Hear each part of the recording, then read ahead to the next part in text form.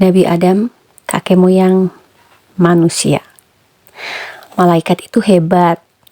Mereka selalu beribadah kepada Allah. Iblis mulai melancarkan siasatnya. Ya, memang.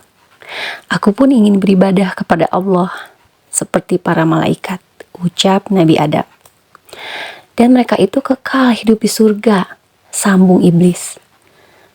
Kau tidak mungkin bisa beribadah seperti malaikat, karena kau bukan malaikat, kau cuma manusia. Nabi Adam tercenung sesaat. Tapi, tentu saja aku tahu rahasia untuk mengubah manusia semacammu menjadi malaikat, ujar iblis cepat. Benarkah? Tanya Nabi Adam gembira. Tentu saja, aku lebih dulu diciptakan oleh Allah. Aku lebih banyak tahu segala hal darimu, kata iblis. Bagaimana caranya? Tanya Nabi Adam kemudian. Dengan cara memakan buah ini. Iblis menyodorkan 2 buah huldi kepada Nabi Adam dan Hawa. Tapi bukankah aku dilarang memakan buah itu? Seru Nabi Adam kaget. Ya betul. Karena Allah hendak menjadikan kamu manusia, bukan malaikat. Tapi, kalau kau ingin beribadah kepada Allah seperti malaikat, maka kau harus menjadi malaikat. Nah, satu-satunya cara adalah dengan memakan buah ini, ujuk iblis. Demi Allah, aku tidak berbohong padamu. Aku hanya ingin memberi nasihat saja. Nabi Adam sangat ingin beribadah kepada Allah sesempurna mungkin, seperti halnya para malaikat. Ia tertipu oleh sumpah iblis yang mengatasnamakan Allah. Nabi Adam berpikir bahwa tidak mungkin iblis berani berbohong sambil menyebut-nyebut nama Allah. Maka tanpa berpikir lagi, Nabi Adam dan istrinya Hawa mengambil buah huldi dan memakannya. Beberapa saat setelah buah huldi masuk ke mulutnya, tiba-tiba pakaian yang dikenakan Nabi Adam dan istrinya Siti Hawa menghilang. Bukan main terkejut dan malunya mereka. Dengan segera Nabi Adam dan istrinya mencari daun-daun untuk menutupi badannya. Allah pun menegur keduanya. Bukankah aku telah melarang kamu dari pohon itu? Dan aku telah mengatakan bahwa sesungguhnya setan adalah musuh yang nyata bagi kamu berdua. Iblis tertawa terbahak-bahak melihat Nabi Adam ditegur oleh Allah. Ya, Nabi Adam telah berhasil dijebak oleh iblis. Setelah bujukannya untuk memakan buah huldi berulang kali gagal, akhirnya iblis berhasil juga membuat Nabi Adam dan Hawa memakan buah huldi. Nabi Adam dan Hawa yang sudah menyadari kesalahannya segera bertobat, memohon ampunan Allah. Mereka menyesal telah menuruti ucapan iblis dan melanggar perintah Allah. Ya Tuhan kami telah menganiaya diri kami sendiri. Jika Engkau tidak mengampuni kami dan memberi rahmat kepada kami, niscaya kami termasuk orang-orang yang rugi. Doa Nabi Adam dan istrinya dengan penuh harap. Karena kesungguhan doa keduanya, maka Allah mengampuni kesalahan Nabi Adam dan Hawa. Namun, Allah sudah memutuskan untuk mengusir Nabi Adam dan istrinya dari surga. Mereka berdua diperintahkan Allah untuk mendiami bumi. Tinggallah kalian di bumi. Di sana kalian harus bekerja keras untuk mendapatkan segala sesuatu, kata Allah. Betapa sedihnya. Namun ia tidak mengulangi pelanggarannya dengan membantah perintah Allah. Kesedihannya bertambah-tambah karena sejak turun ke bumi, ia dipisahkan dengan Siti Hawa, istrinya. Ya, semua ini terjadi karena kelalaian Nabi Adam. Ia lupa atas peringatan Allah. Bukankah ia menyaksikan sendiri kebencian iblis pada dirinya pada saat ia baru saja diciptakan oleh Allah. Durhakanya iblis memang bermula dari diciptakannya Nabi Adam sebagai manusia pertama. Waktu itu Allah menyampaikan kehendaknya di hadapan para malaikat. Aku hendak menciptakan manusia. Kelak mereka itu akan bisa mengatur dan mengelola bumi.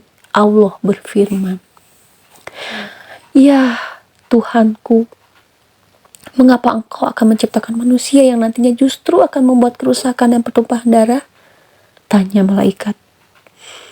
Padahal kami senantiasa bertasbih dengan memuji dan menyucikan engkau. Allah berfirman, "Sesungguhnya aku mengetahui apa yang tidak kamu ketahui." Allah Subhanahu wa Ta'ala pun menciptakan manusia dari tanah, lalu meniupkan ruh kepadanya. Manusia pertama yang diciptakan oleh Allah tersebut adalah Adam.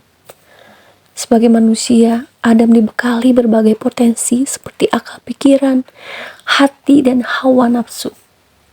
Sehingga ketika Allah mengajari Adam tentang benda-benda, Adam dapat memahaminya dengan baik. Untuk membuktikannya, kepandaian Adam, maka Allah mengujinya di hadapan para malaikat. Hai malaikat, sebutkanlah kepadaku nama-nama benda itu jika kamu yang benar. Allah berfirman. Para malaikat ternyata tidak mampu. Mereka menjawab, "Maha suci engkau, tidak ada yang kami ketahui selain apa yang telah engkau ajarkan kepada kami. Sungguh, engkaulah yang maha mengetahui dan maha bijaksana."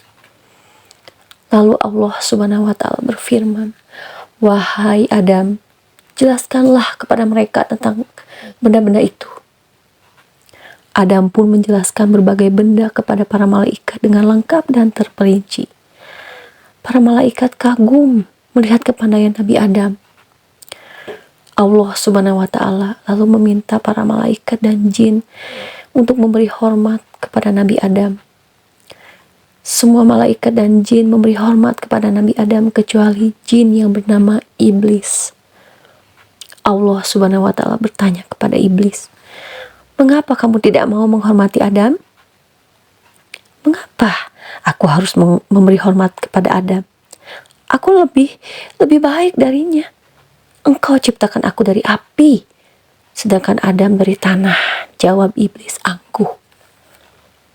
Mendengar ucapan Iblis, Allah pun murka padanya. "Keluarlah kamu dari surga, karena kamu tidak sepatutnya menyombongkan diri di dalamnya. Sesungguhnya kamu termasuk makhluk yang hina." Iblis merasa bahwa gara-gara Adamlah dirinya terusir dari surga. Maka iblis bersumpah akan menjerumuskan anak cucu Adam, yaitu manusia, untuk condong pada keburukan dan perbuatan dosa. Iblis meminta kepada Allah supaya diberi umur panjang, supaya ia dan anak cucunya yang disebut setan bisa menyesatkan manusia hingga hari kiamat. Allah mengabulkan permintaan iblis, tetapi Allah berfirman, "Sesungguhnya kamu, Iblis, tidak bisa menguasai hamba-hambaku kecuali mereka yang mengikutimu, yaitu orang yang sesat." Demikianlah sebab dari dendamnya iblis kepada Nabi Adam. Kini iblis sudah berhasil memperdaya manusia pertama, yaitu Nabi Adam. Ternyata dendamnya tidak selesai sampai situ saja. Ia bertekad akan mengganggu keturunan Adam juga, yaitu bangsa manusia, hingga hari kiamat tiba. Namun Allah menjamin akan terus memberi petunjuk kepada manusia. Bagi manusia yang berpegang teguh pada petunjuk Allah yang disampaikan melalui para rasul dan kitabnya, maka manusia tersebut tidak akan terperdaya oleh setan. Kemudian kehidupan Nabi Adam dan keluarganya di bumi. Di bumi, Nabi Adam merasakan penderitaan lahir maupun batin. Dia harus berjuang untuk menghidupi dirinya sambil menahan kerinduan pada Hawa, istrinya. Nabi Adam pun melakukan perjalanan tanpa mengenal lelah untuk mencari Hawa. Sampai akhirnya Allah berkenan mempertemukan mereka di sebuah gunung yang diberi nama Jabal Rahma atau Gunung Kasih Sayang. Beberapa waktu setelah Nabi Adam berkumpul dengan istrinya pun hamil. Waktu terus berlalu, tibalah waktunya Hawa melahirkan. Hawa melahirkan sepasang bayi kembar. Bayi kembar ini diberi nama Qabil untuk yang berjenis kelamin laki-laki, sedangkan yang perempuan diberi nama Iklima. Selang beberapa waktu kemudian, Hawa mengandung lagi dan kembali melahirkan sepasang bayi kembar.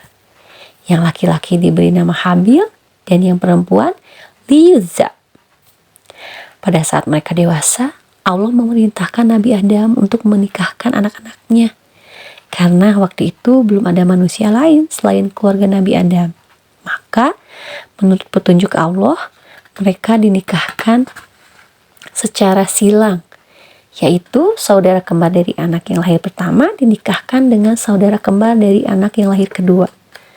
Berarti Qabil harus menikah dengan Liza, sedangkan Habil harus menikah dengan Iklima.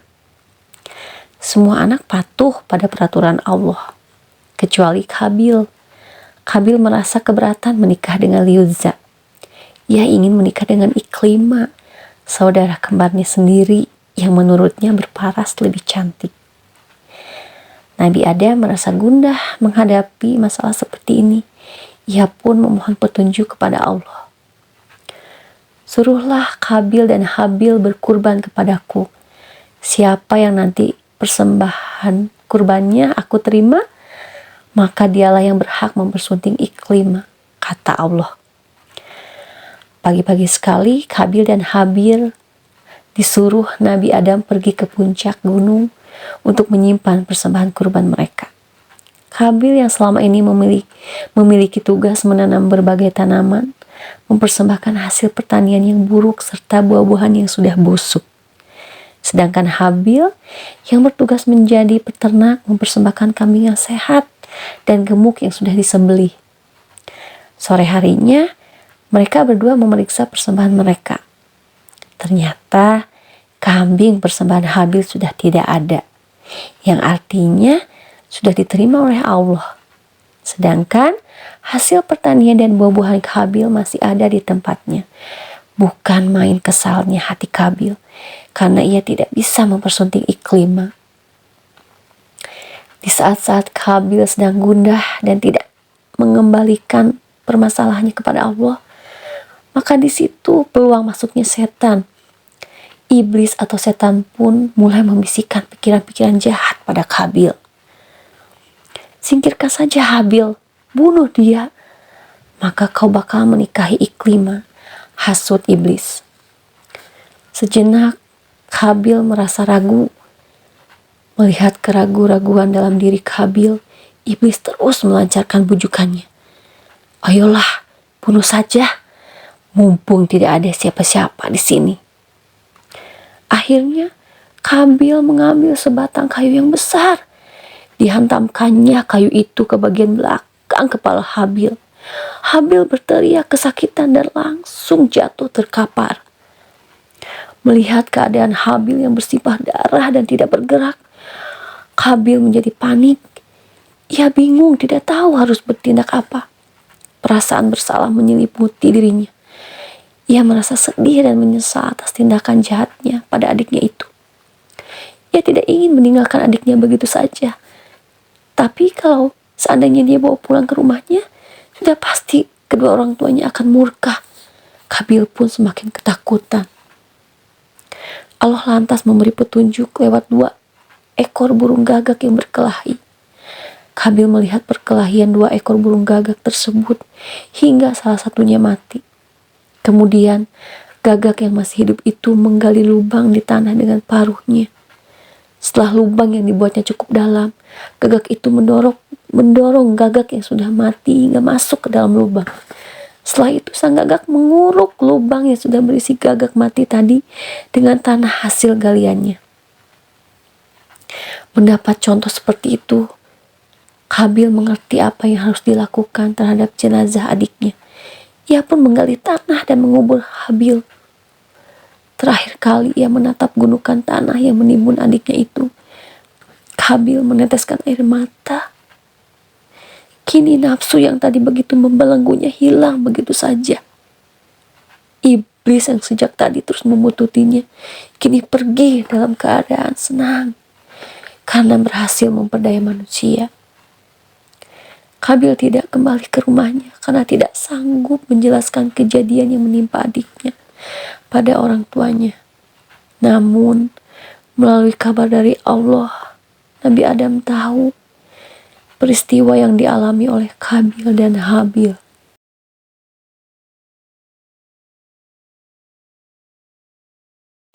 Dan pada akhirnya Nabi Adam hidup sampai usia 1000 tahun. Sedangkan Hawa meninggal 1 tahun kemudian. Salah seorang anak Nabi Adam ada yang menjadi nabi, yaitu Nabi Syits. Melalui Nabi Syits lah ajaran Allah berkembang di kalangan keturunan Nabi Adam selanjutnya. Sekian dan terima kasih.